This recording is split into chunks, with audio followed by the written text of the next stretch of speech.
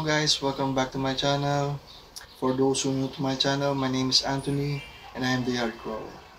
So guys, before anything else, I would like to thank si Papa Bones ng Bonsais ng Lumpo. So sa kanyang palalab kahapon, maraming po salamat sa nag-subscribe sa akin. And I would like to address an issue kasi marami nagagalit sa ating mga kababayan. Bakit daw ako pa English? Nasa Pilipinas naman tayo. So guys, we have some friends from our neighboring countries and all over the world na nag-subscribe sa ating channel.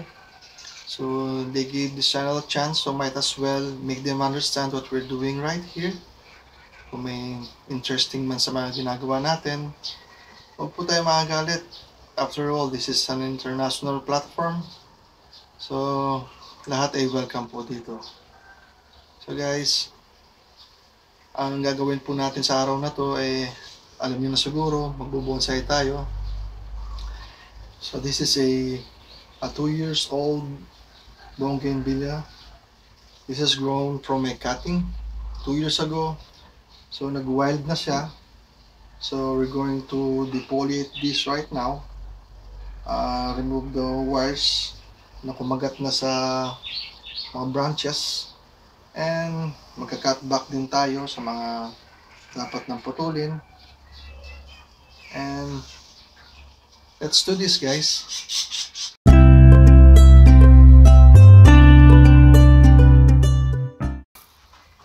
So guys, huwag muna tayo magpuputol. Tanggalin muna natin yung mga dahon. So mula natin dito sa baba. We're going to defoliate this totally.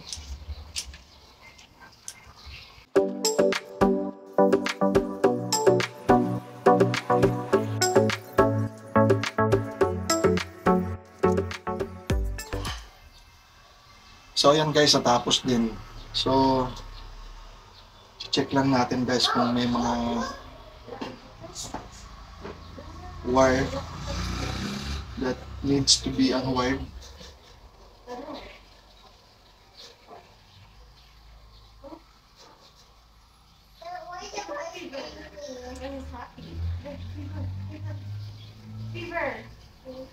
So guys, ito yung magiging harap niya dito. So meron tayo nakita rito na a wire that already bite into the branch.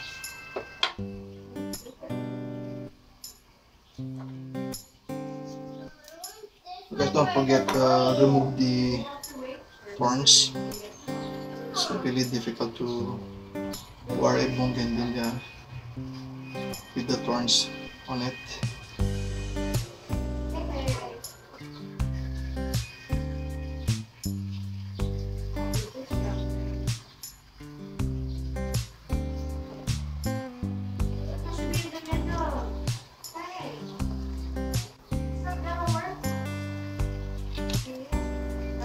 So huwag natin tatapon itong mga to guys, pwede pa natin gamitin ito. You can still use this.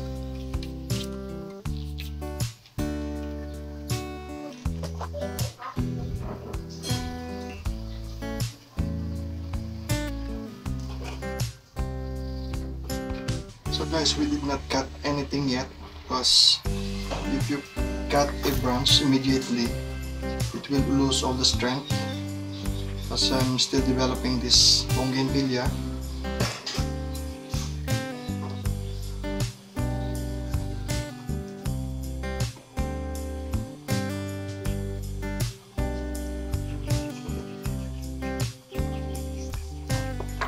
So pag pinutol natin agad yung mga branches guys, hihina yung growth ng branch. So babagal siya. So muna tayo kagad magpuputol kung dine-develop pa natin ito.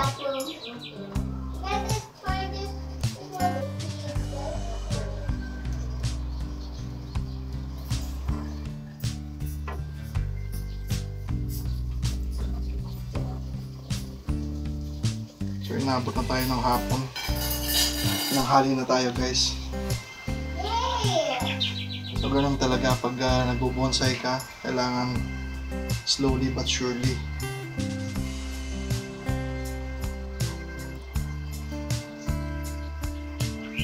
natin to. Okay pa naman siya.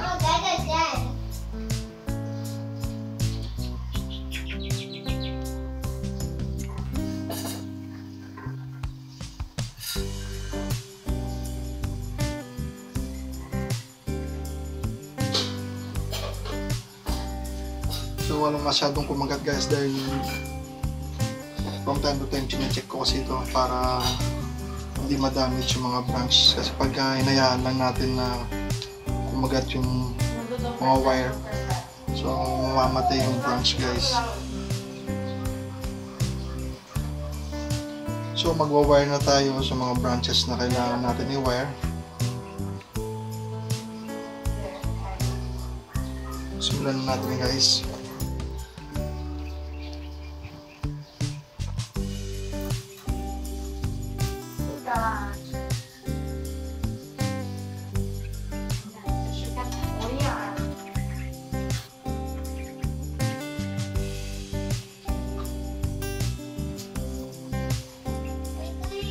So ingat lang po pa may mabali tayo na ng mga branch na kailangan natin.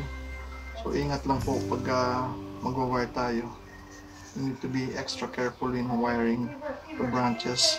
So we might break some small branches that we need in the future.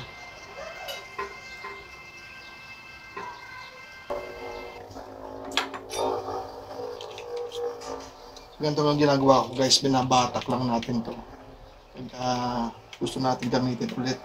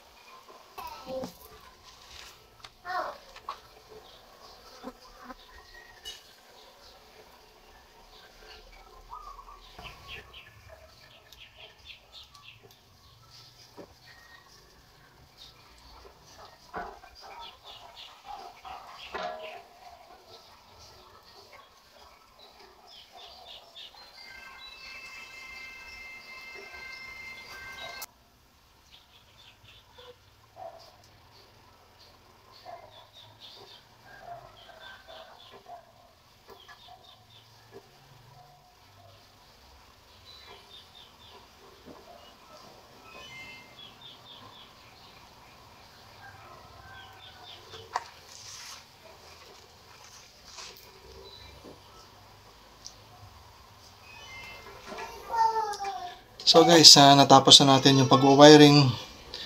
So putol na natin yung hindi natin kailangan. O konti lang natanggal natin. So medyo matagal lang yung pag-wire.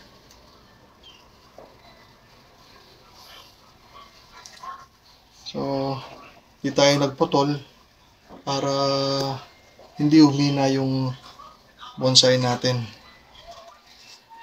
So tagal-tagal pa to para mabuo guys. Maliliit pa yung mga sanga. Although maliit din yung trunk nito, but mas maganda kung very visible yung mga changes ng tapering sa mga branches nito. So meron tayong first branch, second branch, back branch. Meron tayong apex dito guys. Ito yung magiging apex niya. Meron natin tayong front branch sa taas.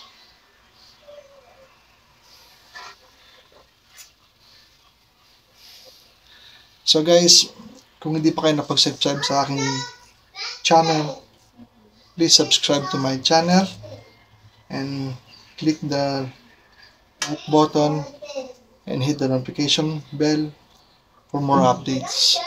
Thank you for watching The Yard Grower.